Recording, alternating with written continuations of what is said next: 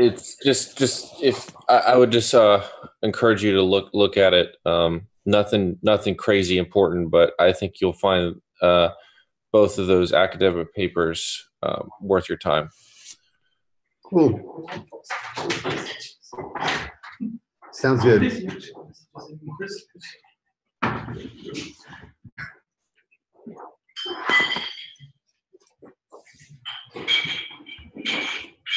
All right.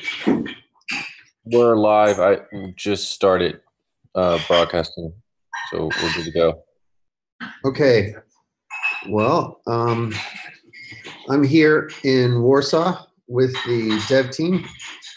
I'll turn on the camera so people can see us all at work. Say hi. Hello.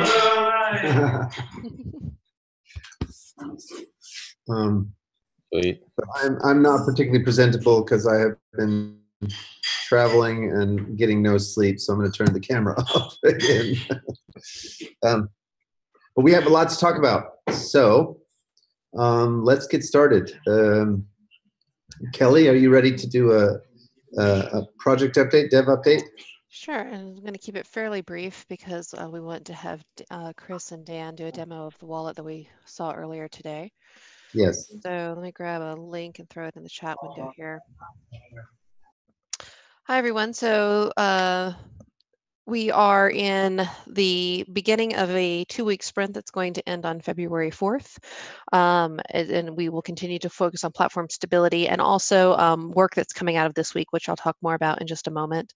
There's a link there to where you can see Mercury requirements. You are likely to see some of that information get updated over the course of this week. Our work with White Block team continues, although they have completed their part. The ball is now in our court to test the implementation of our testing plan and in the environment. We haven't done that yet related to other work that's been happening. The testnet status, we still do not have a public testnet. You can see a view of what are issues that are currently blocking the testnet. We talked last week at length of what an ideal scenario is if nothing changes. I will call out that we have had a new bug introduced so that we do have a new something in that stability view that was not there last week. But really the work that's at hand this week is that most of the team is together. They're with Greg in Warsaw and doing what we're calling an extreme coding session with a focus on cost accounting and the wallet implementation. And there is a link in this page that you're welcome to go kind of see what the priorities are and the questions are for today. We'll continue to update that document as it makes sense. And as I said, you're likely to see changes come into the features document in our GitHub. But what I'd really like to do is turn the time over to Chris and Dan Connolly to demonstrate what we were looking at earlier today related to an idea for a wallet implementation. So Chris, can I turn it over to you? You can actually. Can you hear me? Yep, gotcha. Is Dan actually on? Yep. Cool. So he's actually going to do the demo of the wallet. Greg just asked me to sort of introduce what he's going to show. And it was super helpful for us to see it. By the way, we've had a awesome conversation as a dev team, just walking through a lot of these wallet requirements. I think we've done a great job digesting them down and simplifying a lot of the way people will end up using or transacting on RChain. And so I'm super happy with the discussion we had today. It's going to help us move forward to mainnet, well, testnet, then mainnet. But so what Dan's going to show is important component of that story, which is when mainnet launches, the ROC balances that people have in the Ethereum smart contract need to be converted to Rev. And so, and we have guaranteed to the ROC balance holders that they will be able to just use their Ethereum address to convert, if you want to use that word, that ability for those that account information to be put into their Rev wallet. So what Dan's going to show is when we launch the network, we're going to have that ROC balance that's in that Ethereum contract as part of the Genesis block. and people will be able to use their Ethereum address to prove ownership of their keys to move it into their Rev wallet. So he's going to show the code that actually does that claiming of that account balance information that happens at Genesis block. Does that kind of make sense for everyone? It does for me. Yeah, it makes Cool. perfect sense. Okay, so that's what he's going to show. And then if any other questions, I'll let him field them as they come up. So Dan, you got the ball. All right.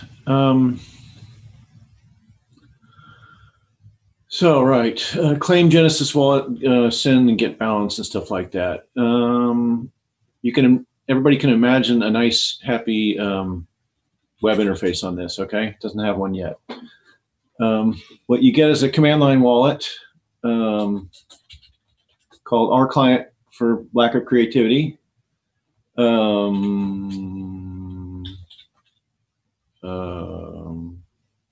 Okay, so if you do RChain keygen,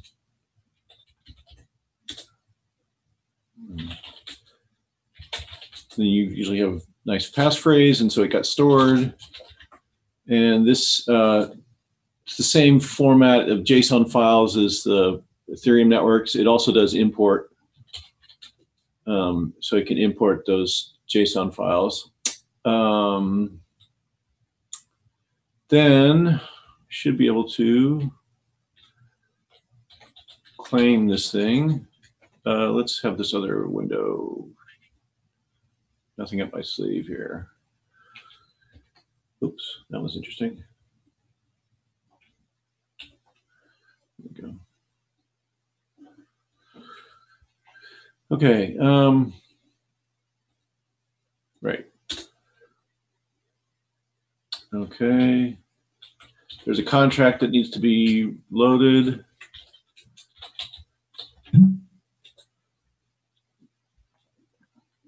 It does some pushing things around. So now the tools contract is loaded. I can, so I have sort of skipped a step. There's that Ethereum address is not one of the rock holders at Genesis. So let's cheat a little bit here. So that's my Ethereum address for the key I just generated. Let's stop this guy. Whoa.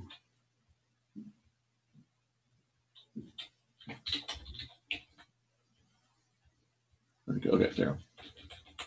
Okay, so the rock balances are represented in this wallets.txt file at Genesis. So let's pretend that I had 200 at Genesis, like that.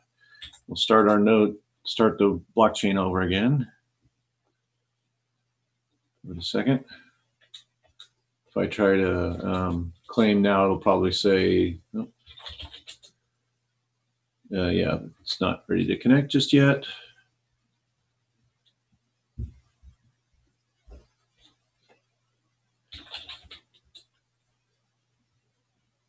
Still not just ready yet.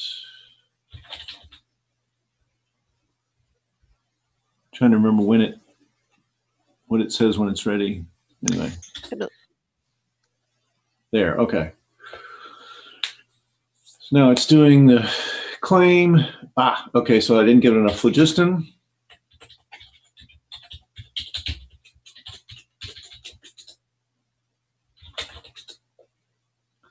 Sign my claim. Okay. Oops.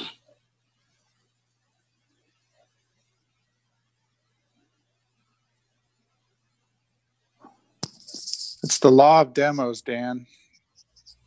Yes. You know, as soon as you show it to everyone, it's going to break.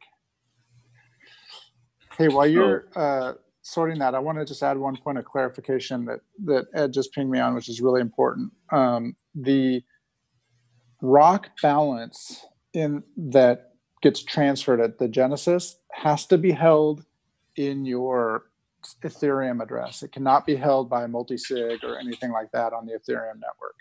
Because as you can see, what Dan is showing you is you're claiming that available balance using your Ethereum public key pair.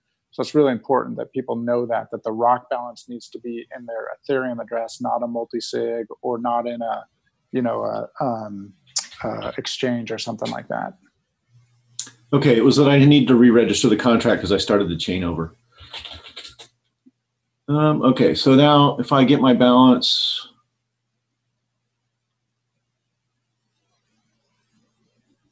oh, I forgot to publish it. There's a step between claiming and being able to do things nicely where it publishes it in the registry at a place that's determined by your key, so that kind of helps.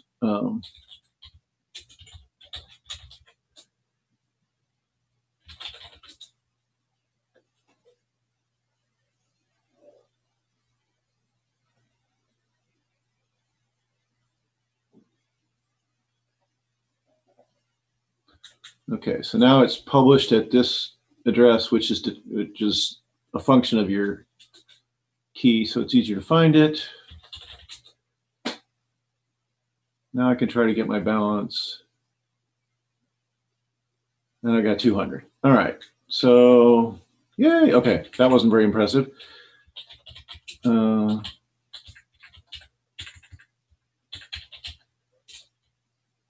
now I'm going to generate another key. And it got saved there. And I'm going to do the publish step, but this does not come from the Genesis exercise. It's just, it's going to create a new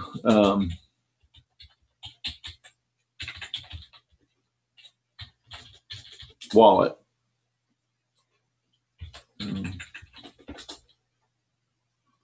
So it's doing create wallet. And then it's going to publish the wallet at the convenient address. And so that's my Ethernet address, my sort of handy label, and my URI. Now we're pretty much at this critical point where we can go send.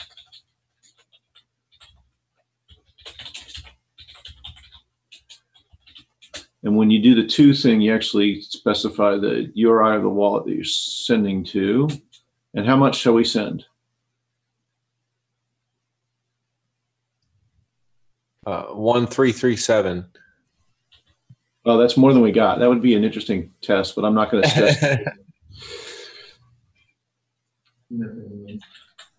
So are you sure you want to send 137 to there? We're going to get our nonce, part of the crypto stuff, do a payment transaction. Yay. Now, if we get our balance, we should have 200 minus 137, which is more difficult than I can do. Does everybody watch? 63. And the other guy.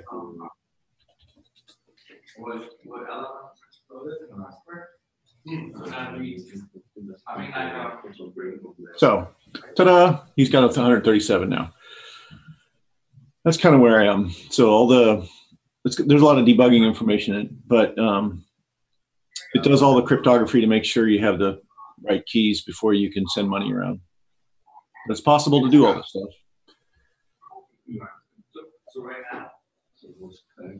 That's awesome. Awesome, Dan. Thank you very much.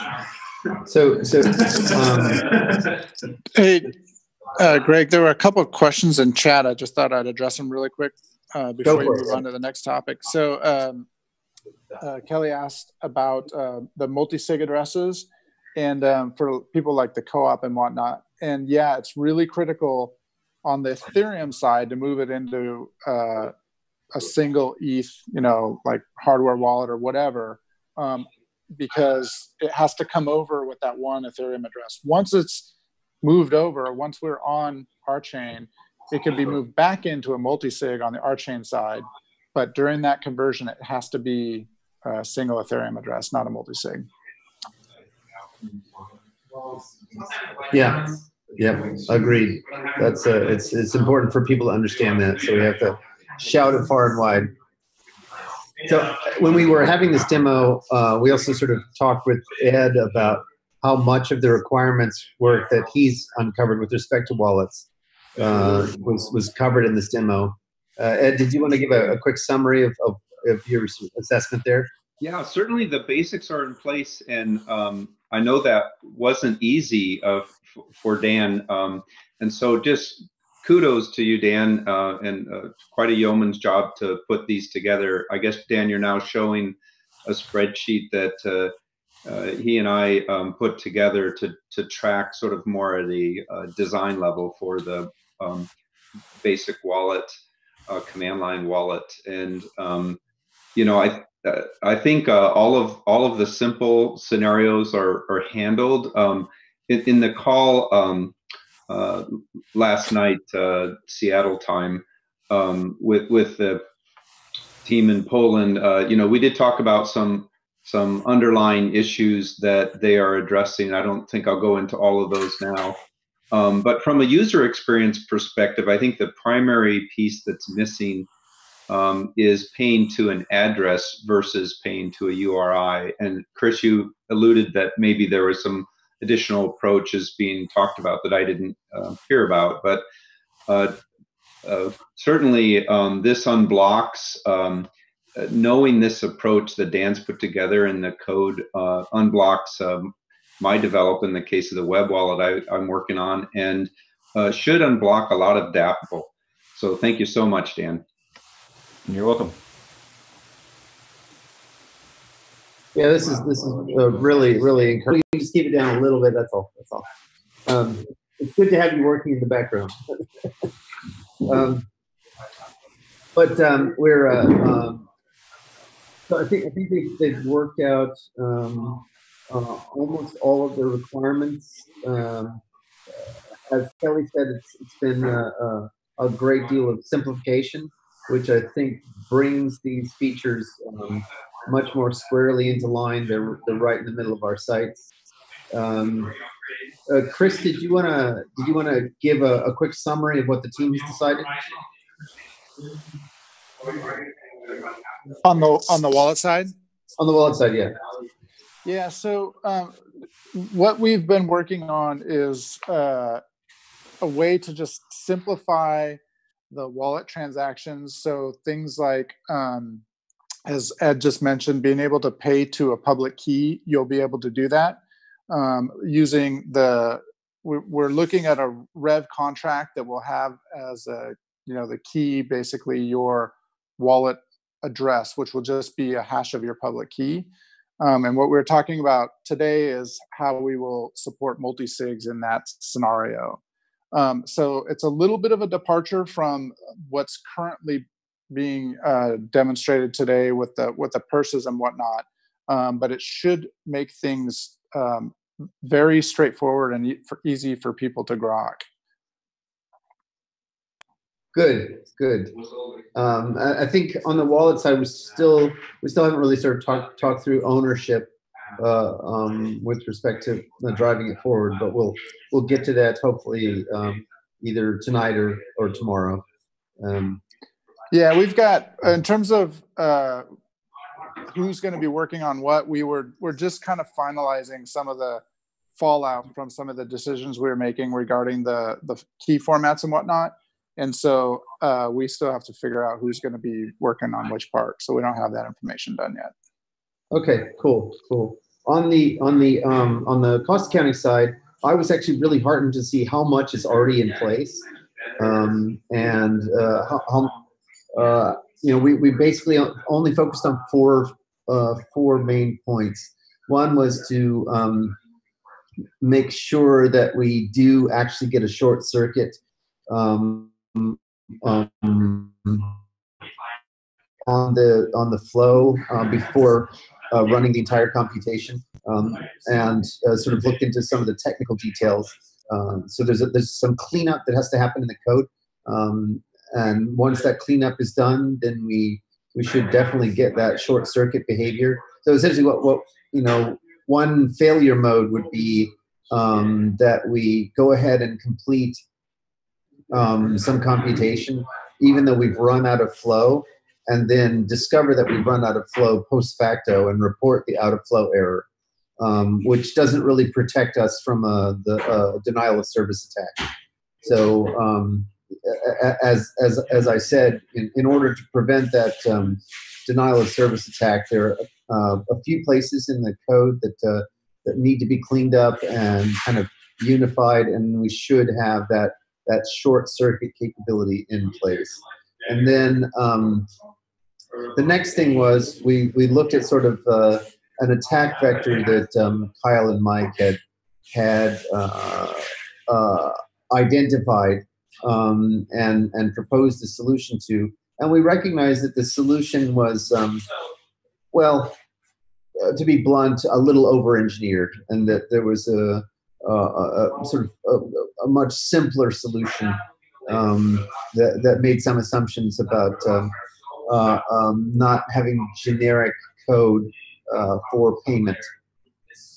So assuming a kind of default mechanism for the payment transfer, and then if we discover that we want to have an arbitrary mechanism for arbitrary code in place for payment, then we can open that up later. But for the time being, just making that assumption dramatically reduces the short leash requirements to just something that's quite straightforward. Then we went through and did a cleanup of the features MD with respect to cost accounting. So almost a third of those features were actually Casper features. So we should see the features MD starting to turn from red to yellow and yellow to green on this one relatively quickly.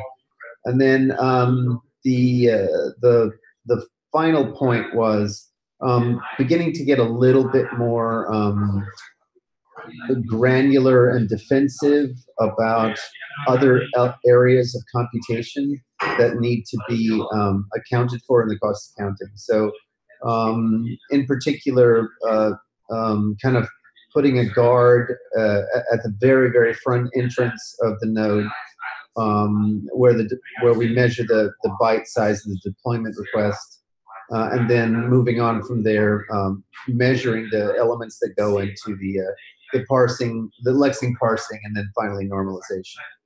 And there are sort of nice proxy measures rather than going and threading the lexer and the parser and the normalizer with effects to do cost accounting for those. There are sort of decent proxies for those, which prevent the vast majority of DOS attacks until such time as we might contemplate threading those with effects and getting a very, very fine-grained measure there. The main thing is we just have to have enough of a deterrent that it makes it's fairly disincentivized to try to attack in that way. And that was it. That was pretty much how we spent the entire day. At the end of it, we did do a little discussion on some of the language features and sort of talk through what the long-term strategy is and for providing sort of a total functional language embedding into Rolang that makes simplifies the expression of certain kinds of computations where you're which are more functional in nature. You keep a value and carry that value around and pass it around. Greg, yes. There were some questions about ladle and behavioral types. Do you have anything to say about progress in that area? Actually, we're making a lot of progress in that area. So Mike and I mean, the short answer is that Mike and I are now expanding the conversation to more researchers. So we're including Chris Williams and Joe Denman's involved in the conversation, and we're hoping to give a seminar on the to some of the in category folks. So basically a 6-week seminar where we provide 3 weeks worth of motivation. So why the ladle desiderata are of such interest, and then 3 weeks kind of presenting our solution and some of the challenges that we have sort of met along the way, and our various solutions. I mean, yeah, that sounds awesome. Yeah, it should be a lot of fun. I will be clear that I think the full research program and its full blown generality, so that it applies to quantum mechanics and physics and other kinds of things, is probably we probably still have lots and lots of fun work to do. But with respect to the limited kinds of applications that we're talking about for RChain, it's well, I mean, we will be able to crank out the behavioral types in a fairly short order. But there's a rich area of conversation that I think we'll be able to have now with a wider range of researchers. So that's the the thought on the behavioral types. If people are interested, we can have a further conversation maybe towards the end of the hour. So unless there are any other questions or comments about the tech. Yeah. Oh, yeah. Quick question, Greg, about phlogiston. Currently there's just one dimension to phlogiston, which is cost, and we had talked at one time about going back to multidimensional, at least from a data structure and interface perspective. And so, just curious, what the plan of record is for what's going to be in Mercury at launch time, and when those other dimensions might be added. Yeah, so at launch time, I think we should prepare for there to be 2 dimensions, but not the 4 that we had contemplated. So compute and storage at launch time. Yeah, exactly.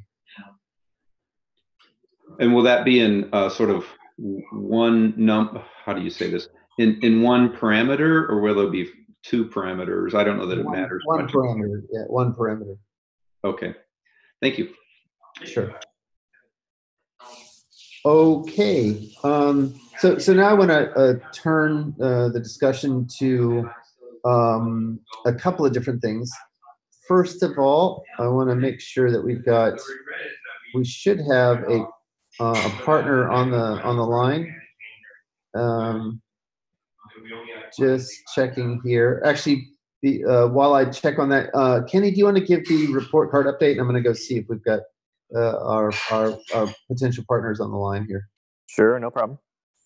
All right, just a moment while I get my screen share set up. Okay, so for today, still a fairly short update, but I'll just go through the updates that we have.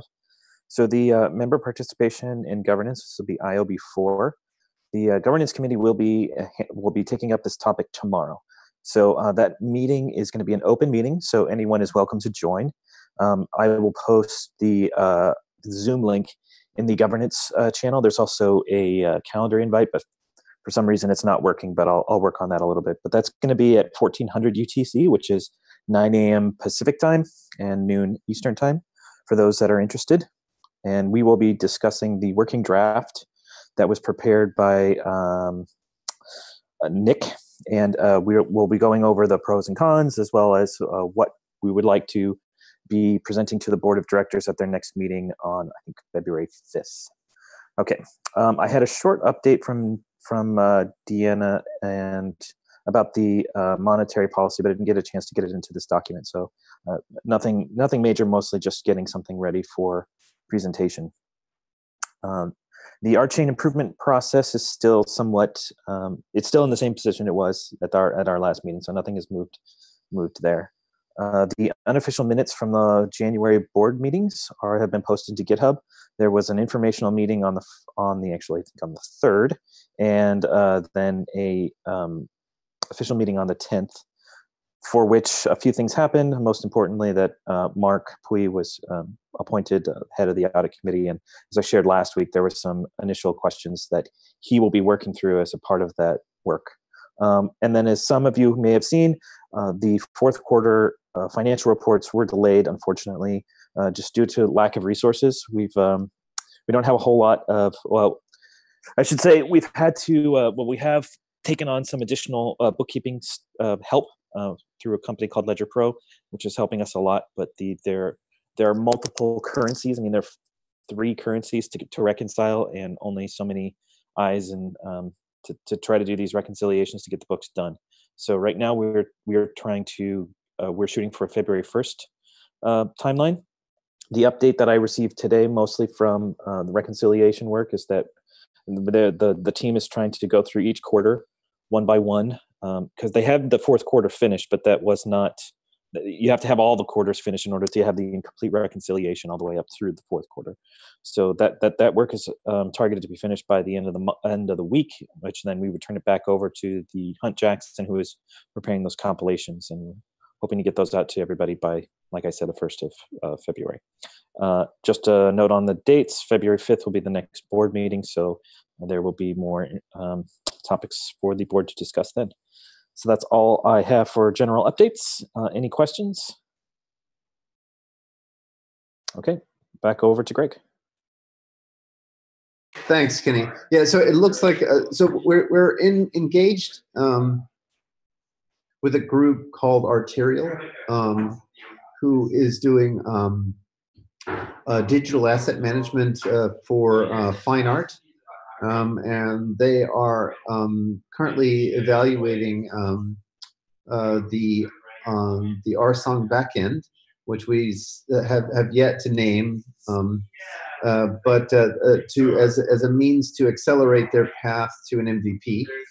So we're hoping to schedule some time with them to talk about their project, and then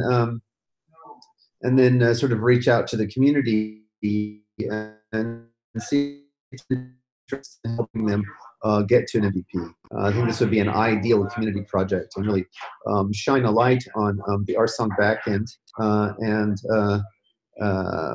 that it could be a really a good way to help rebrand and sort of reimagine the RSong backend. So we're quite excited about this opportunity, and in particular this way of working, where it's more community driven and more hands-on. I think more engaged, more hands-on. I think it would be a lot of fun. So we're hoping to get them on in the next couple of weeks or so to talk about the project and help people understand sort of the motivations here. And I think that's all we want to say about that for now. So let me now move on to the time in Singapore, which was very well spent. So I think that the first meeting I had in Singapore was with our board member, a face-to-face meeting with Mark Pui, and that was a really good meeting. I think we had a good meeting of minds. We sort of talked about the full range of topics that RChain is facing, and there was we sort of saw eye to eye on most of those issues. I was very pleased about that, and then moved into some very productive meetings as a result of the participants in the conference. So in particular, I mean, some of these I can't say. I can't speak too much because they're really very preliminary. But one of them I think is quite promising, and that's with Cumberland Mining. We've already done quite a bit of business with Cumberland, and we met with their head of global business development. And I think there's going to be some pretty significant help that they can provide in terms of engaging with the exchanges so that the rev is available on the exchanges, at or very close to the time of the Mercury launch. I think that's a really beneficial conversation.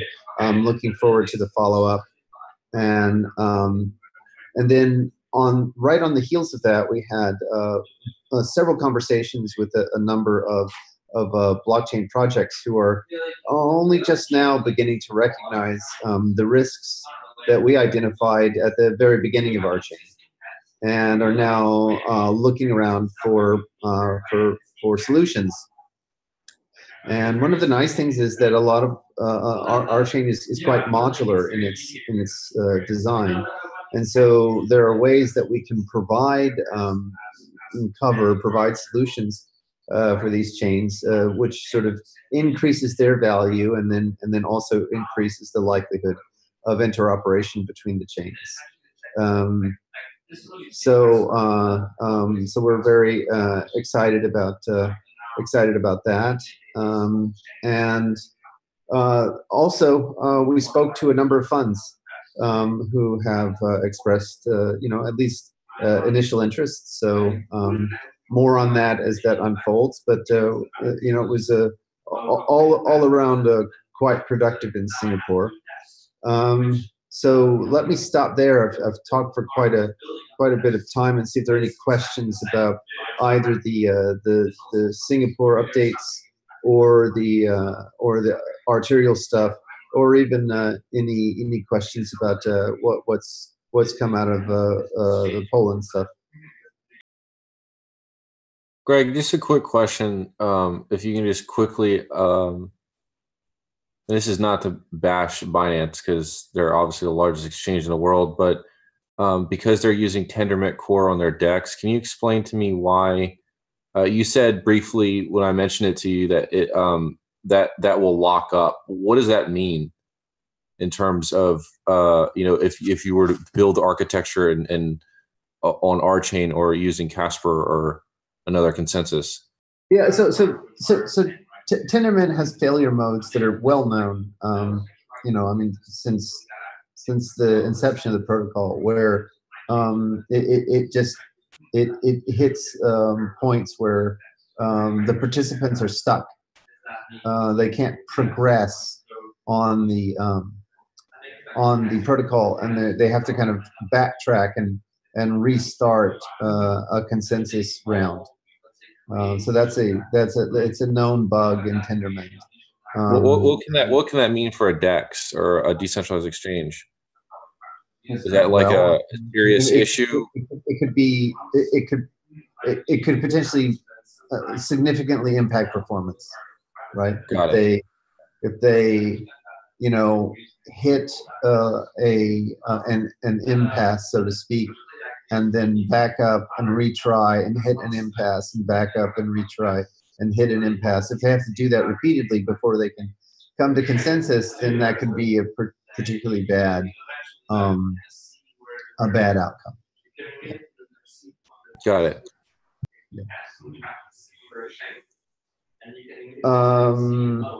Yeah. So anyway, so any other questions about the Singapore or the arterial stuff?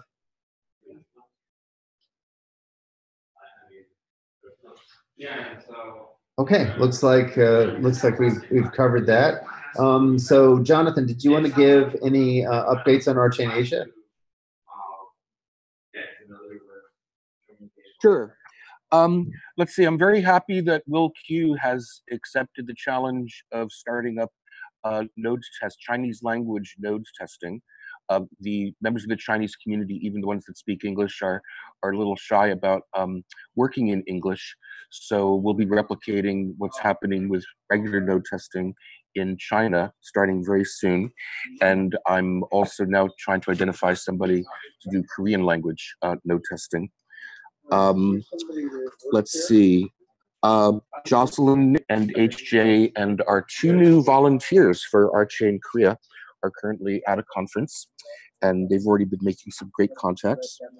I'm very happy to see that the our thingy renaming has generated a lot of interest in the community, and I've harvested almost 200 candidate names that we'll be going through initially with Kayvon just doing a first screen to make sure that we only vote on things that accurately characterize what our thingy is capable of doing.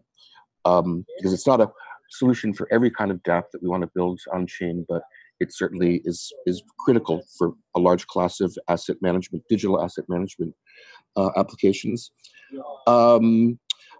Let's see. Also, in my effort to identify members of the community that have not been really engaged but have tremendous value and skills, I've put together a couple of SWAT teams on a couple of scoping projects. And I'm excited to say that one of them is a set of people who are very excited about building some components or maybe the entirety of a Facebook-like DApp for RChain. So right now, people are just in brainstorming mode, but it's looking very exciting. And a general comment that I made to Derek is that RChain is very, very well documented. However, a lot of it is in video or in the case of RCast audio, which is really, really hard to parse. It's hard to dive in without transcripts to identify particular things. So I'm hoping that we can get some inexpensive or volunteer transcription of a lot of this rich content, and just want to give kudos to Veraculous for having done the RChain weekly debriefs in textual mode in Medium. I thought that was very good to have that available. And I think that's everything I can talk about. I'm hoping to have some very exciting things I can talk about in approximately 2 weeks. And that is it. Good, good. So I think we've covered just about everything I wanted to cover. It's 8:45 in the evening here in Warsaw. I hit the ground running here at 9:30 a.m. after an 11-hour flight from Singapore. And during Singapore, I was pretty, yeah, not a lot of sleep in Singapore either. So I'm totally okay with ending here, unless there are any burning questions. If there are some questions that people really want to hit tonight, I'm happy to do so. But what's that? If we could capture the videos, that would be a game changer. Oh yeah, I see what you're saying, Nora. But yeah, so let me throw it out there. Any other questions, comments, stuff people want to talk about?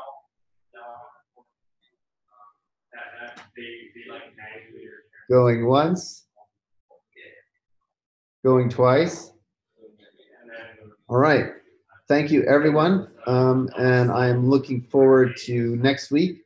And hopefully next week we can report some, I think, pretty compelling progress on the wallets and cost accounting. With that, you guys have a good rest of your week. Thank you. Thank you. Ciao, ciao.